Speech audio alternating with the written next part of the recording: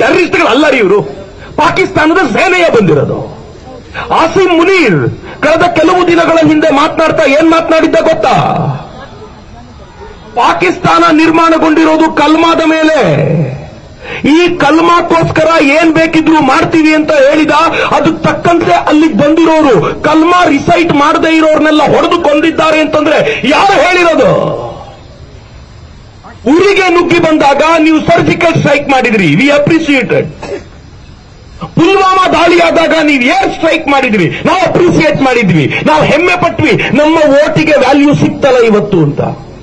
ಆದರೆ ಇವತ್ತು ಭಾರತದೊಳಗೆ ಬಂದು 26 ಜನ ಅಮಾಯಕರನ್ನ, ಯಾರ ಕೈಯಲ್ಲಿ ಒಂದು ಲಾಠಿ ಕೂಡ ಇರಲಿಲ್ವೋ, ಯಾರು ಹನಿಮೂನ್ ಸೆಲೆಬ್ರೇಟ್ ಮಾಡಲಿಕ್ಕೆ, ಯಾರು ಕಾಶ್ಮೀರದ ಸೌಂದರ್ಯ ನೋಡ್ಲಿಕ್ಕೆ ಅಂತ ಹೋಗಿದ್ರು, ಅವರನ್ನು ನೀವು ಕೊಂದ್ರಲ್ಲ. ಈಗ ನಮಗೆ ಸರ್ಜಿಕಲ್ ಸ್ಟ್ರೈಕ್ ಸಾಕಾಗಲ್ಲ, ಈಗ ನಮಗೆ ಏರ್ ಸ್ಟ್ರೈಕ್ ಸಾಕಾಗಲ್ಲ, ನಮಗೀಗ ಆಸಿಮ್ ಮುನೀರೇ ಬೇಕು, ಆಸಿಮ್ ಮುನೀರೇ ಬೇಕು. ಮಿತ್ರ, ನಾನು ಕೆಲವು ಬಹಳ ದೊಡ್ಡದಿರಬಹುದು, ಬೇಕು ಮಿತ್ರ. ಇವತ್ತು ನಾನು ನರೇಂದ್ರ ಮೋದಿ ಅವರನ್ನ ಕೇಳ್ಕೊಳ್ತೀನಿ, ನಿಮ್ಮ ಮೇಲೆ ಭರವಸೆ ಇಟ್ಟಿದ್ದೀವಿ. ನಮ್ಗೆ ಗೊತ್ತಿದೆ, ಉರಿಯಲ್ಲಿ ದಾಳಿ ಮಾಡಿದವರ ತಿಥಿ ಮುಗಿಯೋಕ್ಕಿಂತ ಮುಂಚೆ ನೀವು ಸರ್ಜಿಕಲ್ ಸ್ಟ್ರೈಕ್ ಮಾಡಿದ್ರಿ. ಪುಲ್ವಾಮಾದಲ್ಲಿ ತೀರಿಕೊಂಡವರು ಮನೆಗೆ ಬಂದು ಅವರ ಶೋಕ ಆರೋಕ್ಕಿಂತ ಮುಂಚೆ ಏರ್ ಸ್ಟ್ರೈಕ್ ಮಾಡಿದಿರಿ. ಇವತ್ತು ನನ್ನ ದೇಶದ ಮೂಲೆ ಮೂಲೆಯ 26 ಜನ ಅಮಾಯಕರನ್ನ ಕಳ್ಕೊಂಡಿದ್ದೀವಿ. ಇವರ ಶೋಕ ಆರೋಕ್ಕಿಂತ ಮುಂಚೆ, ನನ್ನ ಮೊಬೈಲ್ನಲ್ಲಿರುವಂತ ಆ ಸ್ಕ್ರೀನ್ ಸೇವರ್ ಕಳೆದು ಹೋಗೋಕ್ಕಿಂತ ಮುಂಚೆ ನನಗೆ ಸರಿಯಾದ ಉತ್ತರ ಬೇಕು ಅಂತ ಮೋದಿಯವರಿಗೆ ಹೇಳಲಿಕ್ಕೋಸ್ಕರವೇ ಇಲ್ಲಿ ನಿಂತಿರೋದು.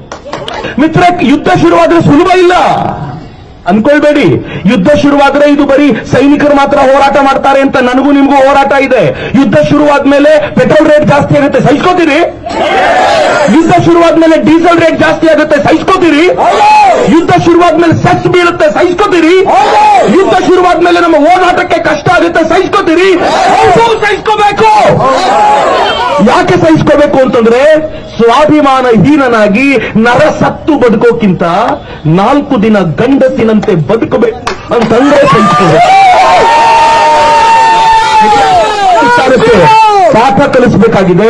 ಆ ಪಾಠ ಕಲಿಸದೆ ಹೋದ್ರೆ ಇನ್ನು ಪಾಕಿಸ್ತಾನ ಸುಧಾರಿಸೋದಿಲ್ಲ. ನಂಗೆ ಗೊತ್ತು, ರಾಜತಾಂತ್ರಿಕ ನಡೆಗಳು ಭಿನ್ನ ಭಿನ್ನ ಸ್ವರೂಪದಲ್ಲಿರ್ತವೆ. ಈ ದೇಶ ಅದಾಗಲೇ ಯುದ್ಧದ ಘೋಷಣೆ ಮಾಡಿ ಆಯಿತು ಇಂಡೈರೆಕ್ಟ್ಲಿ.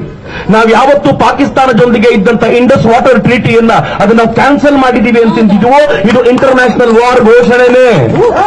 ನಾವು ವಾಘಾ ಬಾರ್ಡರ್ ನ ಕ್ಲೋಸ್ ಮಾಡಿದೀವಿ. ವಾಘಾ ಬಾರ್ಡರ್ ನಲ್ಲಿರುವಂತ ನೌಟಂಕಿ ಇನ್ಮೇಲೆ ಬಂದ್ ಇಲ್ಲ, ನಡೆಯಲ್ಲ. ವಾಘಾ ಬಾರ್ಡರ್ ನಿಂದ ಯಾರು ಒಳಗೆ ಬರುವಂತಿಲ್ಲ.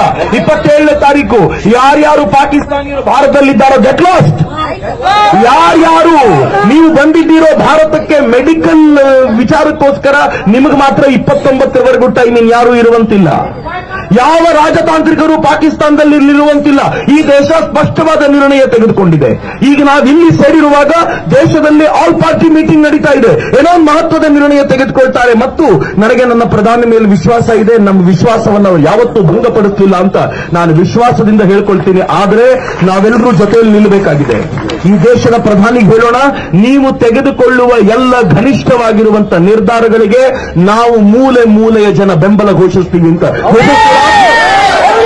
ಘೋಷಿಸ್ತೀರಾ? ಒಂದ್ಸಲ ಉಚ್ಚ ಕಂಠದಲ್ಲಿ ಭಾರತ್ ಮಾತೆಗೊಂದು ಜೈಕಾರ ಕೊಡಿ, ಎರಡೂ ಕೈಗಳನ್ನ ಗಾಳಿಗೆ ಬೀಸಿ.